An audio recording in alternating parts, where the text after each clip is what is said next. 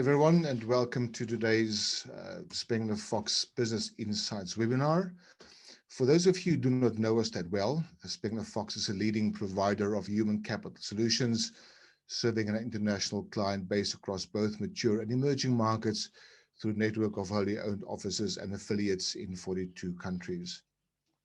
Before I introduce our moderator and panel of experts, let me share with you a few housekeeping rules for today's event. This call is being recorded. All participants have been muted and will remain muted throughout the event. At the end of the formal presentation, there will be a time for questions and answers. Please submit your questions via the Q&A dialog box. We will do our very best to get to all your questions and answer them in time before we close the event. Otherwise, wishing you a wonderful discussion. We'll be sending out a link of the recording in a follow-up email after the event. And now it is my pleasure to introduce the moderator of our event today, Dr. Eva Wilner, the head of our consumer practice. Eva, over to you. Hello, everybody, and thank you very much for joining our today's webinar. I have the pleasure and honor to introduce to you our two panelists today. So let me first start with our dear Marilyn Zakhour. Marilyn is the founder and CEO of Cosmic Centaurs. So Marilyn, in her company, is helping leaders and organizations to adapt to new ways of work in the emerging post-pandemic world. And she provides consulting, training, insights, and technology recommendations to enable collaboration, resilience, and innovation. Marilyn has a quite unique CV. So she has been working for multiple big organizations of all sizes, and she knows how to bring the agility of small startups to big corporations. She previously held the position of Chief Marketing Officer of EMAAR, the biggest real estate company in Dubai, and she also headed the Dubai Opera. Besides that, Marilyn holds an MBA from INSEAD, and she has also spent 10 years in the startup world, building and running digital native companies. Very warm welcome to you, Marilyn. Then we have our dear Lisbeth Schiavo. Lisbeth is currently the Director, People of Culture of Securitas. Securitas is a leading international company in security services. Lisbeth is based in Dubai. She looks back to living more than 14 years already in Dubai. She loves Dubai, and she has also held, before joining Securitas, leading roles in HR, business development, and key account management. Also to you, Lisbeth, welcome and good luck for the webinar today. Thanks, Eva. Thanks for that amazing introduction. I'm really happy to be here with everybody. So I'm going to go ahead and share my screen. And I'm going to, Lisbeth, give me a thumbs up. This is working. You can see it. Amazing. All right. So as you all know, we're here today to talk about organizational resilience and leadership in a prolonged crisis. Eva gave a very beautiful introduction of what I do. I'm really grateful for that intro. And the truth is, as Eva mentioned, I started as an architect. I spent 10 years in the digital world. I got an executive MBA because I didn't know what EBITDA meant, and I didn't want to look stupid in important meetings. I was the CMO of EMAAR for a year. I was the head of the opera for 6 months until the pandemic. And when the pandemic hit, I was let go. Obviously, being the CEO of the opera meant I was the most expensive resource, and there was no need for me to be there. And within a few weeks, 3 or 4 weeks, I had already registered Cosmic Centaurs as a company here in Dubai, and started to think about how we could contribute to the world, and how we could help executives and teams reconfigure the way that they worked. And so in that sense, the word resilience has a personal meaning to me, because I've had to reinvent myself often. But also because I'm Lebanese, and many of you might have seen Lebanon in the news, sometimes for good reasons, but this year for all the wrong reasons. As you know, in August of this year, we had the third biggest explosion in a city in the 20th century, in recorded history, actually. And it led to the destruction of our city, not to mention the destruction of many lives. And in that sense, the Lebanese have a strange relationship to this word, because we have had to be resilient more times in a single lifetime than any of us had ever wished for. And so when someone tells me to be resilient, like many other Lebanese, I get a little bit angry. But I also recognize the value of being able to rebuild and move forward. On August 5th and 6th, after this explosion, there was a lot of coverage of how, people in Lebanon essentially dusted the glass off of their clothes, out of their shoes, got up and started cleaning the streets. And while I think that no one should ever have to go through that, I think it also demonstrates an ability that many of us can learn something from. It's also why I created Cosmic Centaurs, because I wanted to help leaders and executives figure out how could they bring resilience into their organizations. And so that's what we're here to discuss today. Now, there's a lot of different levels of resilience. There's the individual resilience that the Lebanese have to demonstrate, but we're here today to talk about team and organizational resilience. And while resilience requires a lot of different capabilities, of course, the ability to have compassion, to communicate well, to both have the ability to learn and unlearn, I think a lot of our conversation today will focus on the three elements at the bottom. How can you bring in optimism at a time that seems so dark? How can you bring in and welcome innovation while managing uncertainty and leading through the crisis?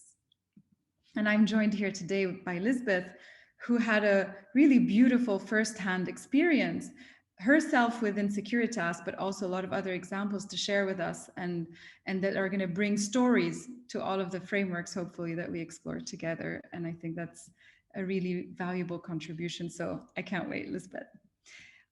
Now, we titled this webinar, how to lead in a prolonged crisis. And while we've had many crises before as the human race, even as individuals, there are some things about this crisis that are different, worth mentioning, worth noting. And you'll see later on that one of the main elements of being resilient is facing the hard truth. And so I thought we could start by facing the hard truth. The hard truth is that this crisis is almost 3 times deeper, but also occurred 6 times faster than the previous one. The hard truth is that for the first time, perhaps, it's a crisis that has occurred at a completely global level, whereas previous crises may have had epicenters and other countries or regions that had been left untouched. This one took us all by storm, and it did so at a moment where labor's share of GDP was at an all-time low compared to the last 50 years. And so it did so at a moment where neither were governments prepared for this kind of crisis, nor were individuals prepared for this kind of crisis. And I remember, Elizabeth, as we were chatting about this topic, you said that this, really noted for you that this was a reflection of how we live, right? Yeah. I mean, now everything is globalized. The world has become so small in all senses, right?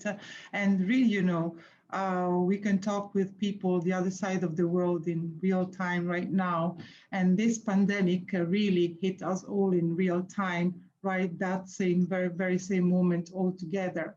So really, it looked like this pandemic really reflected how nowadays we all live in this new globalized world. And thinking about what you just said, and I was thinking that until last year, or not last year, 2 years ago, everyone was talking about this VUCA world, right? Volatility, uncertainty, complexity, ambiguity.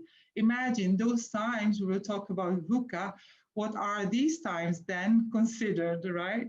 So really, I mean, we wouldn't have imagined this a couple of years ago. I mean, maybe 15 months ago already. Yeah. Absolutely. In fact, 50 years ago, we haven't had this kind of level of unemployment since the Great Depression.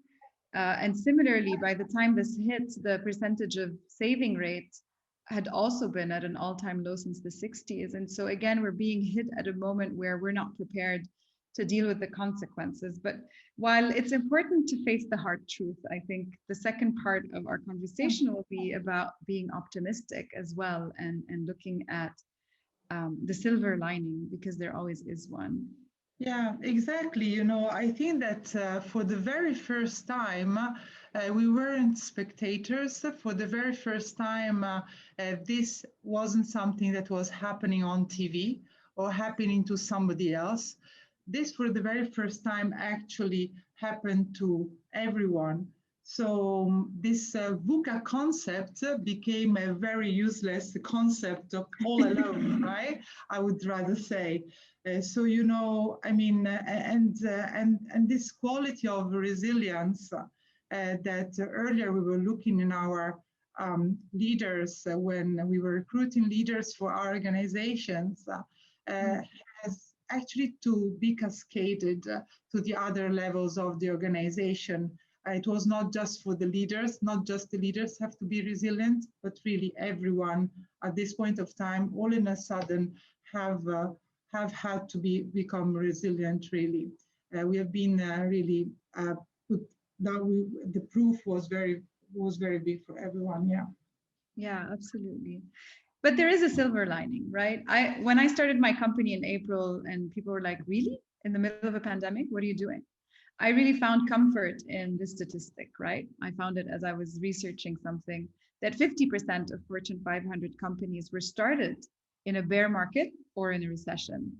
And in fact, we all know that crises are great opportunities for innovation. And while we're not here talking about the loss of life or the consequences on people, and of course, there's been a lot of negative impact of this pandemic, we're here to also talk about how we can be optimistic and move forward. Yesterday, I attended a webinar where I was able to gather this data. So this is a McKinsey research that was conducted very recently, where they talked to a few hundred executives. And here's the positive data. 50% of those who responded to that survey didn't see any revenue decline in the past 6 months compared to the previous year. And 23% were actually even able to grow their revenue. And so what we're here to talk about today is, what do you need to do to be one of the companies that answers positively to one of these surveys moving forward? And that's why we're here to talk about resilience. I think the first thing, I'm a bit of a word geek, and I always like to start with definitions. And I think, Lisbeth, you and I share that. One thing that's very interesting about the definition of resilience is that if you look at sort of that first one, right, the one related to materials and substance, what it says is that resilience is the ability of that substance to return back to its shape, right? Something happens to it, a power is exerted to it, and it returns back to exactly what it looked like. But when we look at organizational resilience, we're talking about the ability of businesses to reinvent themselves and to develop new models and strategies as their circumstances changed. And you brought in, I mean, I was so ecstatic when I read that, because you brought in a beautiful explanation for why there's such a big difference between the definitions of the same word in different contexts. Yeah, you know, resilience is such a powerful word, you know, and it's such an active word. It's really, in its essence, the origin of the word is from salire in Latin, risalire, and it means leap. So you have a leap, you know, and you rebound, because re means do it again, do it, yeah. And then from salire also, you have also the other word resultare, that means emerge, turn out to be. So this word resilience really has such a powerful meaning, because to us, you know, with Latin origin languages, means that you got to do something about that, right? This is resilience for countries where Latin is the origin. And I think that this is perfectly translated well into English, also in other languages. So a really active verb. So we will not be there waiting passively for what happens. We got to do something about that. So it's really an incredible word. Yeah, and I was really inspired when I learned that from you. And so as we're doing research about resilience, I mean, resilience is a word that obviously often returns during crises. So there was a lot of academic work published around resilience, for example, around the year 2000 or around the year 2009. There is one particular piece of work from Diane Kotu that I've always found to be a really beautiful way of looking at how you can develop resilience. And I think that this applies to individuals as well as organizations, which is why that's the one that we're sharing here today. So as I mentioned earlier, the first step in developing resilience is facing down reality. It's our ability to look at how the world is around us and to accept how it is. A beautiful example of that is often referenced in the literature is this man, so General Stockdale. He was actually a prisoner of the Viet Cong, and he was their prisoner for 8 years. And when he came out and you know, people asked him, how did you manage to remain so optimistic? He said actually that he believed that the other prisoners who were there with them actually didn't make it because of optimism. And here's what he explained. He said that the people who were there with him kept hoping that they would, you know, be liberated soon, right? They kept hoping that, you know, by Christmas, their governments would find an agreement, or that by Easter they would be out, or the 4th of July, and they kept being optimistic about when they would leave. It ended up being a full 8 years before they were released. And so he says that while you should never give up and never, you know, waver away from the fact that you will prevail in the end, you must not, you know, forget to accept reality as it is. And we've all went through it, you know, in the early days of the pandemic. I remember everyone saying, you know, back in March of last year, oh, this will be over by September, or by January 2021, we'll have a vaccine, it'll be fine. And I think now a lot of people have come to the point where they can face reality and say, well, we actually really don't know. I mean, we can start to see some optimistic signs, vaccines rolling out. In my country yesterday, I saw a number back in Lebanon where at the current rate of vaccination, it would take until 2031 to vaccinate everybody. So it's just not just about having the vaccine, but so many other variables. Lisbeth, how did you guys approach facing down reality? Yeah, of course, as you said, it's a mindset. It's definitely a mindset, and no one will give you a solution, right? Because the governments don't know. No one really knows, even when we will all be vaccinated, still this virus will be around. Right. So really, so I feel that, I mean, in our organization, but I feel that also the organizations who want to emerge from this crisis will definitely have to put aside all these worries and stay focused. Stay focused on their purpose. Stay focused on giving themselves, I mean, on having, the idea of what to do next, right? And see this crisis actually as an opportunity rather than, challenges or a crisis as a crisis, right? A crisis as an opportunity. Actually, Winston Churchill said, never let a good crisis get wasted, right? And you also mentioned earlier so many examples of companies successful companies that actually started during the crisis, because actually the crisis, we should take advantage of it and start from there to think how we can do things differently and more efficiently and better. Yeah. So it's definitely a state of mind. Yeah, absolutely. And I think once you've kind of admitted that whatever context you're in is the way that it is, once you face down reality, and you just quickly mentioned that, the next thing is to reconnect with your purpose. And again, here a beautiful example, even though a sad one, of Viktor Frankl, who was in the concentration camps. And one day, the story goes in Diane Kotu's article, which is linked and you guys can read up later, that he was making a decision about whether he should trade in his last cigarette for a soup bowl. And he got very frustrated that this was what his life had come to, that this was the kind of decisions that he was made to make. And he decided that he wanted to find a purpose. Of course, he had no way of knowing whether he would escape the concentration camp or not.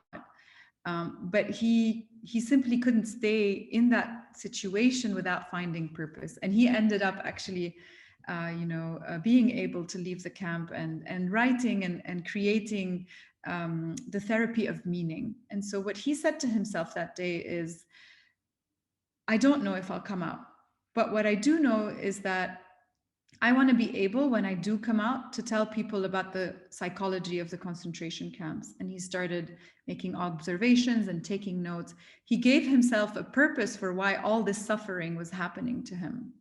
And that's an incredible lesson, to leaders and organizations. You mentioned it, and I'd love to talk about, Securitas is making the world a safer place. Yeah. It's so important to go back to why you exist, because that's the only thing that'll give you the courage to kind of push forward, accept the world as it is, but also keep moving, keep going forward. Yeah, exactly. 100%. As a matter of fact, we feel ourselves as a winner organization, and what keep us all together is certainly our purpose. We actually had our purpose is not a very old one. It's only we had our purpose only in 2018, 2019, so a very recent one. We were having earlier vision, a mission, and of course strategy. Yeah, but the vision and mission was the ones, and our values were the ones guiding us. But since a couple of years now, we have a very strong purpose. We help make your world a safer place. And that wasn't, it was so exact to have that purpose exactly during this pandemic, because we felt we were all united, everyone towards one direction in such a passionate way, right? So it's not that we feel like a winning team because many reasons, but because really we can still deliver our purpose. We haven't lost focus on what we want to do. So that's great. Yeah, and I think that what this purpose led you to is this aspect of ritualizing ingenuity, which is kind of the third step in this process. If you accept reality as it is and you reconnect with why you exist, then the next step is to take action around that why, right? And so the third step for organizations, when we say ritualize ingenuity, it means create the space for the individuals in your organizations to come up with new strategies, new way of serving your consumer, new ways of contributing to the community. And both Levi Strauss and Carl Weick talk about this. It's this idea of becoming what Levi Strauss calls a bricoleur, which means a tinkerer. Yes, we were used to strategic planning and everything, making decisions and, cascading them down and so on. But crises call for organizations to come to a place where they allow the individuals within them to follow their learning, to understand how the world is changing, and to be able to experiment with how they're going to serve them. I know, Lisbeth, that in your organization, that was part of the process too, was kind of rediscovering how you were going to continue to live out that purpose and designing new ways of supporting. Yeah, because no matter what, the show must go on, especially when you are in a business like security and when you want to make the world a safer place, right? So you need to be really creative on how will you still carry on what you were doing earlier, right? So we were already having some things we were working on earlier in the backstage, and then we suddenly accelerated the preparation of this, and we actually proposed them to our clients, and where initially we had like, not sure if this works, doesn't work, if this will work, actually we had the full buy-in of our clients. So for instance, I can give you this example. When schools were closed, malls were closed, we still, and people weren't were not allowed to go to premises. We were still able to monitor the sites throughout remote services, for instance. This was just a simple example that actually was so helpful for our clients, and our clients were so thankful that we accelerated a few things to be able to help them and continue our services. And ultimately, the business didn't suffer that much. Yeah, absolutely. And what we see from the companies that have been able to sort of, let's say, thrive in the last year or so is truly that they've been able to shorten the decision-making cycles, create, independent teams that are able to react quickly, make decisions, move forward, truly support their customers and their communities. But they've also been able to fund and create resources for these new ideas to be more than simply wishful thinking, right? To truly be able to be implemented at scale and be used by the consumers and communities in which these companies operate. And that's really been kind of a very strong aspect of the companies that have emerged, having either maintained or at least been successful in their growth over the last year. And so if organizations work in that space, and maybe later, especially if anybody in the audience has questions, I'm happy to share, let's say, practical examples of how some organizations have developed this ritualizing the ingenuity aspect within sort of their governance and their financial structure. We can talk about that perhaps later. But I think it's also important to talk about leadership. So bringing about change is, of course, about finance and governance and funding, but it's also about how one leads. And here I really always like to refer to this book by Andrew Grove. Anyone who's worked with me or been on my team at some point in their career, I've recommended this book to them because it really helped me as an individual to go from being an individual contributor to really understanding how I could help when I was leading others. And so this precedes a little bit the VUCA term, but it's the same thing, right? The complexity, the uncertainty, the ambiguity. And what he says is that when complexity, uncertainty, and ambiguity are low, when we have a little bit of confidence about how the world around us is evolving, then we can lead a team's performance through expectation setting. We can define roles, we can clarify objectives, give people KPIs, cascade the KPIs, check in, and manage an organization's progress through continuous kind of reviewing of its performance. But what he says is that when these things are high, when complexity, uncertainty, and ambiguity are high, then as leaders, now is the time not to manage through setting goals. I mean, I can't even imagine, I don't know, 6 months ago, how someone would have said, what is your sales target for next year, right? I can't, even if I had to, I would have probably just picked a random number. I can't even imagine how a leader would be able to set a target like that. And so here's where it's more important, while of course targets are still important to keep in mind and to walk towards, it's perhaps more important to exemplify the cultural values of the organization and to let people then iterate and come up with new ideas and innovate around those values, rather than simply try to continue doing what we were doing before and to continue setting sort of very specific targets to be reached. And I think that as a leader, that means doing a few things, right? So the first thing is collecting relevant information. I always like to say in these webinars that you guys are already doing that, right? You're sitting here with us, learning things, listening to data from around the world, staying in touch with the news, understanding what's going on, trying to get data from your market. And then your role as a leader is then to educate the people around you. It's not to retain that information, because the closer you are to the ground, the more able you will be to take this information, turn it into something interesting. The second step is, as a leader, it's still your job to make the hard decisions. I like to say that's what you get paid to do, right? That's why you get the title and the salary. It's because you're the person who can take on these hard decisions and build confidence into these hard decisions.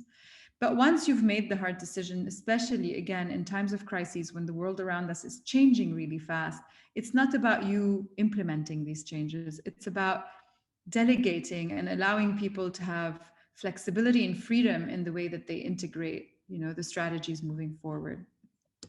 And lastly, it's about maintaining the light on what is important by nudging people, influencing them, constantly asking them about the progress that they've made, rather than giving up at the sign of, the next wave of the pandemic, or the vaccine not being distributed as fast as we had hoped, or the airport getting shut down and now how are we going to get, our our goods into the country. But it's really over to leaders to kind of model that behavior of maintaining that purpose at the heart of what they do, making hard decisions, and continuously trying to progress towards them. And so how have leaders done that over the last years? So in 2020, we saw a lot of companies switch to new work models and really try to learn and adapt very quickly. I'm sure, Elizabeth, as the person responsible for human resources, you have a lot to tell us about that. We saw organizations build their online capabilities, reconfigure their supply chain, but also put back at the heart of how they were thinking their role in corporate citizenship and in diversity and inclusion. I wonder if you'd like to comment on that.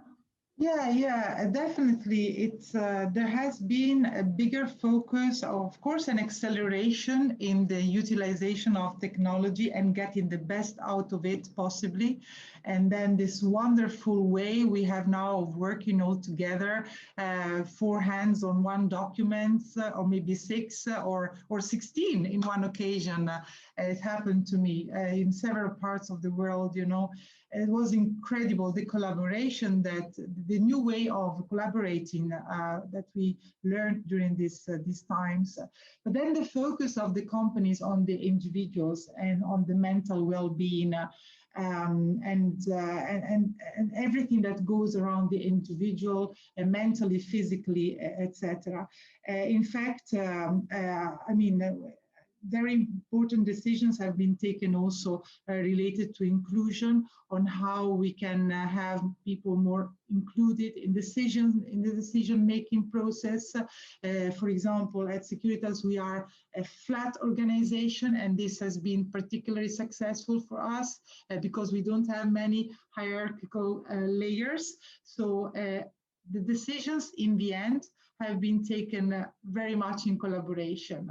So the focus on an individual and on what everyone really thinks, believes, and really everyone has brought something to the table to take decisions. Yes, definitely. And then, yes, we felt like we became more human during these times, because definitely when managers, heads of departments were calling me and saying, what do you think? How do you think my team is? I said, you should call your team and ask them how they are, because earlier we were just working all together in the office, just knocking the door, opening, hi, how are you, having a coffee during the break time. Now this was no longer there. So what we did at Securitas was actually to dedicate time to meet, to say hello, to have a coffee. We had coffee mornings, so we had quiz nights, we had different kind of activities that brought us all together.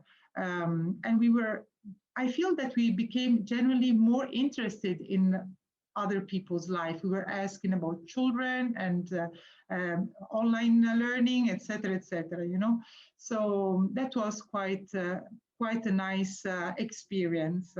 And also about the environment. We became more careful also about the environment. We started a recent initiative about we are about to start an initiative for the recycling of plastic, and we just bring initiative to the table, just to feel that we are doing something together.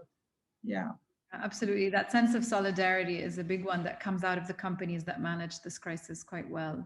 And I think what's also important is how we look at the future, right? There is in acute crisis, we tend to go to kind of our saving mode. It's like when your computer's starting to lose its battery, it starts to kind of shut down some processes and try to cost cut on the energy. And so when a crisis is limited in time and short, and a lot of companies did unfortunately have to, resort to cost cutting and trying to find efficiency and productivity.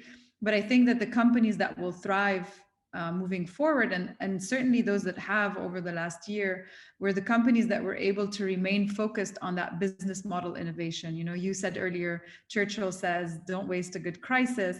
And definitely we know that crises create new markets, they disrupt old ones, they create new problems that people need to respond to. And so we have the data now to show that the companies that did focus on business model innovation, that set high aspirations, that continued to push for growth and didn't just settle for the crisis, that reallocated their resources to the good ideas, to the innovative strategies, and did that by either partnering up with other companies or revamping their technology, are the companies that win.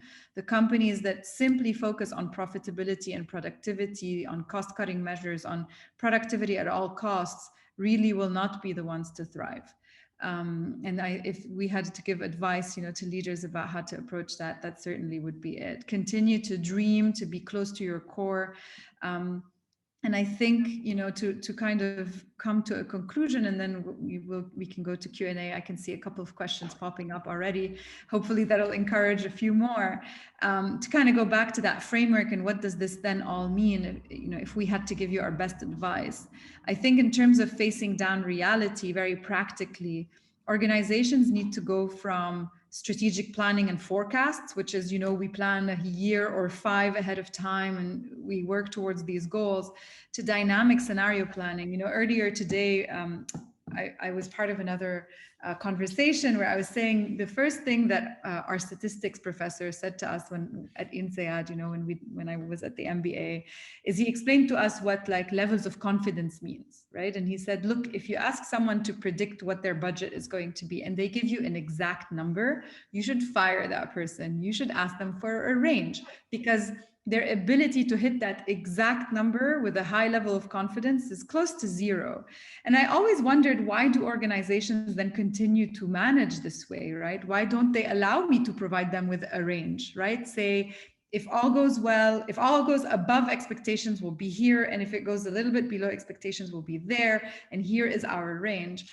And the truth is, it could be more a problem of trust than of scenario planning. And I think that that's where that search for meaning plays such an important role. If I trust that everyone is there because they believe in the purpose of the organization and how we create value, including economical value in the world, then I don't have to worry that if they give me the range, they will only work towards the bottom half, right?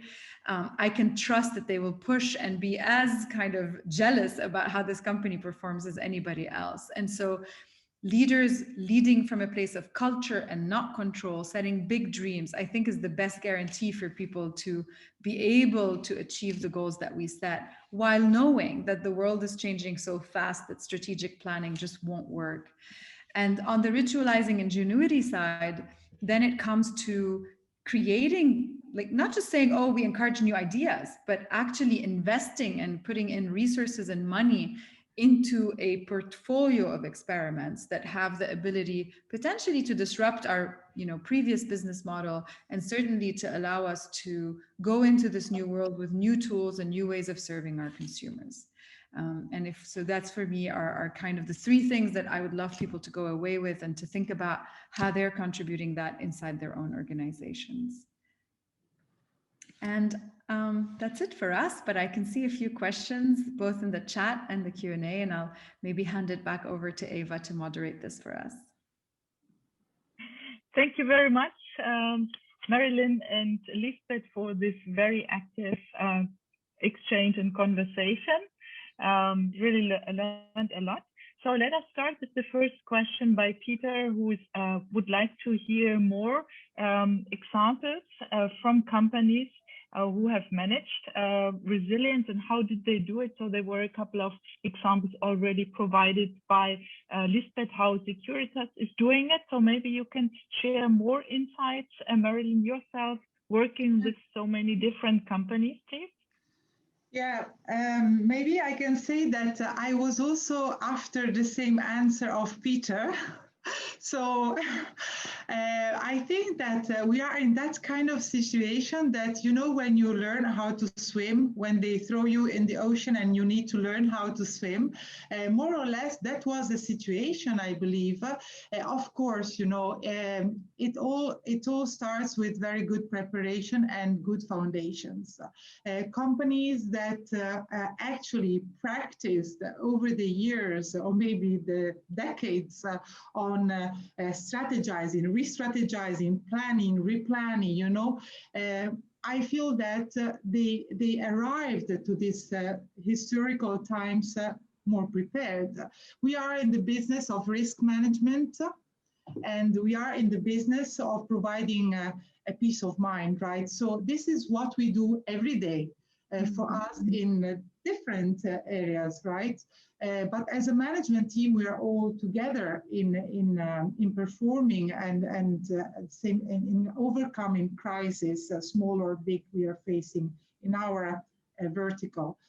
So I feel that when this crisis arrived, we were somehow prepared. I mean, not really prepared because we knew about this. Of course, nobody knew, but we had already had some preparation in the earlier stages. I also had a look at literature for other companies. I couldn't find much, but maybe Marilyn can tell us. Sure, I can contribute a few. I mean, I think that if I had to kind of, first I'd say that we're still in the crisis. It's, you know, as someone who loves academic research, it's difficult to kind of just say this company did really well. I think if we looked at the region, one company that at least as an outsider and how they communicated about it, that I think did an interesting job in showing resilience was MAF. You know, they repurposed all of their staff that was working on the industries like hospitality or entertainment that were very hardly hit into serving on the sides that were actually thriving, you know, like the supermarket sides. They also innovated on some more lighthearted things, you know, like their drive-through cinema. But if I wanted to give examples that maybe I can defend in 5 years, because you never know how things go, we're still too much in the eye of the storm. An example that I really love, and I think, you know, yes, today we are in a global crisis. There's a lot of the fundamentals maybe that seem different, but humanity has been through crises before, and companies have been through many crises before, maybe not collective and global like this one, but an example that I really love, because it's always, you know, when I say it to people, they're like, really? You know, Fujifilm, right? So they used to produce film for cameras. We all know what happened to the film industry, right? It went down the drain. Kodak, Polaroid, everybody's gone bankrupt. And the example, I use this example a lot in my classes. Do you know that Fujifilm still exists? And also, do you think you know what they do today? They're coming back to the paper pictures, right? Where you can shoot your picture and then you can give it away. Like in the good old days, and even my daughters, they do have such cameras and they love them. That's true. They still do the Polaroid piece, but more interestingly, the way that Fujifilm survived is that they are now a cosmetics company. You can Google it. And the reason for that is they had a CEO who came in, and it was a crisis, right? It was a crisis where essentially their market was disappearing because it was being replaced by digital cameras. So it's not like it's a crisis for them in their context. And so the CEO came in and he's like, well, we're going to have to save the ship. And what does a film company have a lot of? Really great chemical engineers. And so he said, well, what we've always been good at is allowing people to have beautiful memories and to look beautiful in the pictures. So while we might no longer be the company that takes the pictures, we can be the company that helps people be beautiful in those pictures and feel good about themselves. And they're a cosmetics company, right? Mm-hmm. I think there are, you know, beyond the sort of the big heroics, I think there's also tangible things that you can do to be a resilient organization. I'll give maybe 3 quick examples. One is you can say that at every level of the organization, 5% of everybody's budget, not the CEO, but anyone who's a budget owner, has to go to innovation. 5%. You have to show me at the end of the year what you spent your money on. That's an idea. Another idea that I love is you have to review all the proposals that were killed. So you go back into every level of the organization and you look at what ideas were coming from the ground that your organization killed because they were too afraid to adapt to change, right? And a third one that I think is also a beautiful case study is Whirlpool. Again, they were going through a crisis of commoditization, right? So appliances costs were going down. The Best Buys of this world were squeezing them for money. And so essentially they were going to start seeing their margins go away. And rather than try to cost cut, they built an innovation program in 1999 that engaged 10,000 of their 65,000 employees, that generated 7,000 ideas, and they practically invested in 300 of them. And that led to things like the Gladiator line, which is a line of appliances that are used in garage for men. So a completely new customer demographic, a completely new set of products, where they weren't getting killed on their range, on their margins, because they were the only ones to have it. So I think there's a lot, even though I wouldn't look at the pandemic just yet to find case studies, I think there's hundreds of case studies that come from other kinds of crises that we can rely on. Thank you very much. Here's another question for Lisbeth from George. So he wants to know, how does Securitas, who's a heavy labor company, deal with the future? So how can you make sure as a management to motivate your people going forward? Oh, I love this question. Thank you so much, Giorgio. I owe you. Yes, thank you very much for this question. So this is not a challenge of today. This has always been a challenge because an organization, as you mentioned, a security company, the turnover is normally high. So it's key to be able to retain the talents and keep them engaged. Well, since 2016, so it's quite a number of years, we've been working and we drastically improved our retention of the employees through a series of activities of requalification of talents. So Securitas, we don't provide men guards, right? We provide a security service. So the service comes out from different modules that we put together, and the people element is only one of them. So for us, it's important. So since 2016, when I joined the organization together with the new country president, we made sure that we were actually looking at our workforce and what and where we were heading to. That was a more digitalized approach also to security, and all the innovative things that are coming from our headquarters in Sweden. And so how can we utilize them with our security offices, and how can we sell them on the market here? So the only key was to continuously requalify our staff and make sure that they know how to use all the tools we give them. Our officers are able to collect data and analyze data. I mean, of course, you know, they will not produce graphs or anything, but they will be able to identify things around, thanks to, of course, the technology that we provide them with. So definitely having the security officers following, I mean, we're all together in this journey, the security officers as well. So this is how we engage them. And this has been proven because our retention has gone up tremendously. We have a very high retention rate, and I'm very proud of this. And then this also in the high retention rate, also in the client base, of course. Yeah.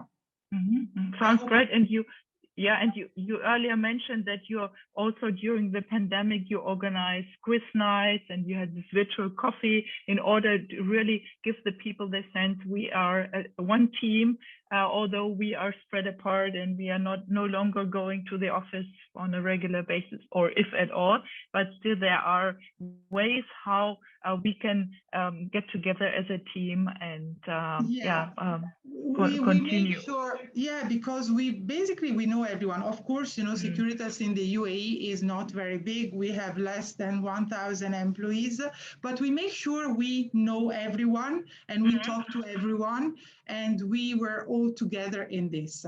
It was such a hard time, you know. We had people they just couldn't go home because there were no flights to go home. You know, there were no holidays. Nothing, right? And when the isolation came, it was also very difficult, you know, but we made sure that we were all together. But also when it comes to the moving forward, the future, what we provide is a service. So our security officers make sure we deliver the service and we equip them with all they need to do that. Great, thank you.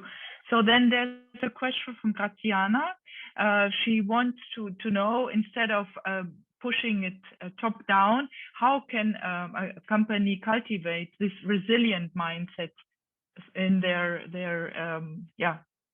company, in their organization? Yeah, I mean, perhaps I think we kind of brushed on this earlier. I'll give a first approach.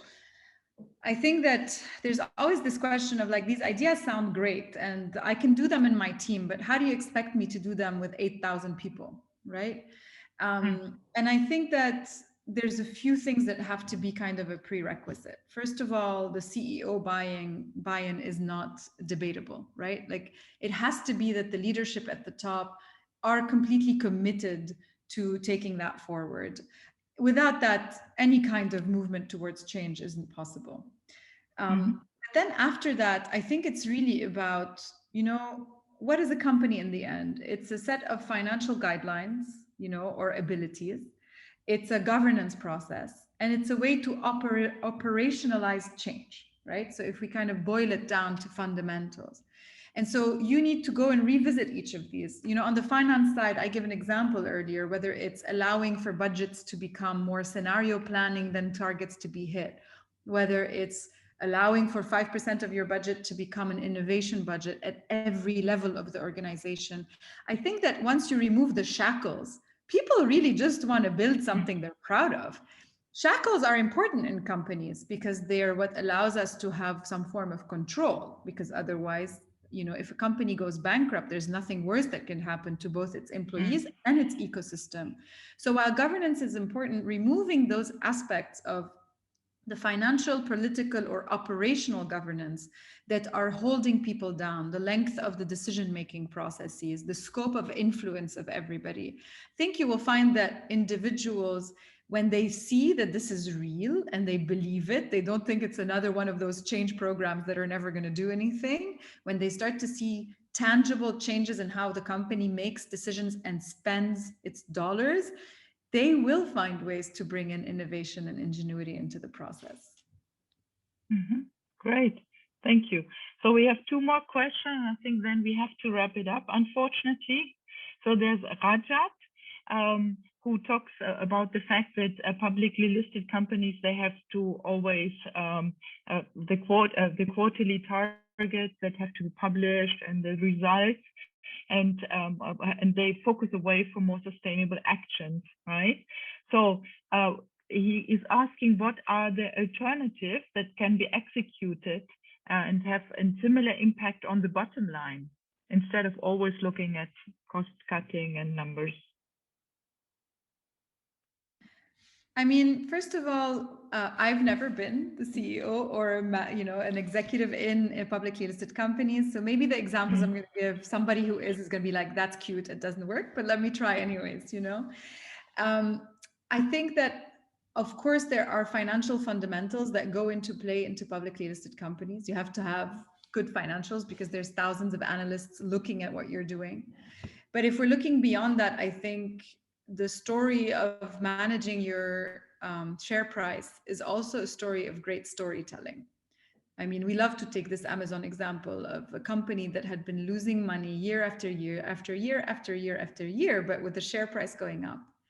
And that's because of great vision, the belief in innovation, and the ability to tell that story in a way that people believe that. And so I think there's equal parts looking at the bottom line, but also explaining what you're going to do with the potential of the organization. And there's another kind of stock price story that is less funny. But I don't know, Kodak obviously is a company that went bankrupt a few times. We talked about that earlier. I think in its third lifetime, there was a day where the CEO announced that they were going to launch a blockchain-based tool for photography, and the share price went up 3 times. Right. So while the market is an important way of looking at the value of our organization, it can sometimes also be very wrong about it. And so I just think that if you again, this is me kind of saying, if I was the CEO of a publicly traded company, here's what I would think. I think it's great. It's very important to have a healthy company with great governance. It's equally important to have a story about how you're going to change the world, quote unquote, or what you're going to do with the value you're creating. And I think the market responds to both. And so that story of we are allowing our people to innovate. I mean, I don't know if you read the letter that Jeff Bezos wrote to his company on his last day as CEO. But essentially, he said, I believe in your ability to dream. And if you dream of something for which we need to develop new capabilities, I believe Amazon has the skill to develop those capabilities and build your dream. That's what he said. And I think that that's a very important lesson to keep in mind. Thank you very much. There's a comment from Frank, or a question. I think you should take this offline because you already spoke about it, and we are unfortunately running out of time. So it's about business model innovation. I think this needs requires more time than just a few comments by yourself, Marilyn. So then I would like to jump over to Antoinette's questions, who wants to know how you advise leaders to manage distributed teams without being too much of a micromanager. Maybe this is a question for Lisbeth. Would you be able to answer, please? Yes, actually, this is also a question that came to me from our HODs when we started working remotely, right? How do I make sure that everyone does everything without continuously, you know, going and ask, did you do this, did you do that, you know, because we are no longer in our office. Actually, it's a matter of trust, and also it's a leadership model that we have. I've always discouraged, you know, managers to go and say, hey, did you do this? Did you do that? Of course. But, you know, it's a matter of trust, definitely. So what we were advising was we were having permanent weekly meetings, and if maybe in the office we were having weekly meetings, but that sometimes we were canceling them because we had other things to do. This times the weekly meetings were there, and everyone had to present what they were doing. So if so, instead of me saying, okay, we are here, here, and here, and here, you know, I would have the team members to present what they have achieved in this specific time frame that was utilized for a certain project. So make the people accountable, trust them, ask them if they need anything, you know, drop a message. Do you need anything? Is everything okay, you know? And for sure, things will develop. And actually, you know, it's a new way of work that has come out also from this time when we were working remotely. And maybe we are enjoying this more, some of us, yeah? Definitely. So then there's a comment and also a question from Ria, which very much links into what you have just answered. It's about how can the individual performers be motivated instead of the whole company as such. I think you have extensively answered this. So, and then I think let's stop here. This is the last comment by Frank, who says that customers and consumers increasingly judge public listed companies also on the soft values. So the investors start doing so. They look at green transformation, which in certain sector is directly linked to valuations and ratings of companies, which is definitely true, right? Okay, so let's be conscious about the timing. I would very much thank both of you, Lisbeth and Marilyn, for taking your time, for preparing this webinar, for extensively answering the questions of our people and our joiners today. Thanks everyone for your interest. Keep following us on our LinkedIn page. You can also look up and see this conversation again on our YouTube channel. Thanks again very much, and all the best for everyone, and hope to see you again soon.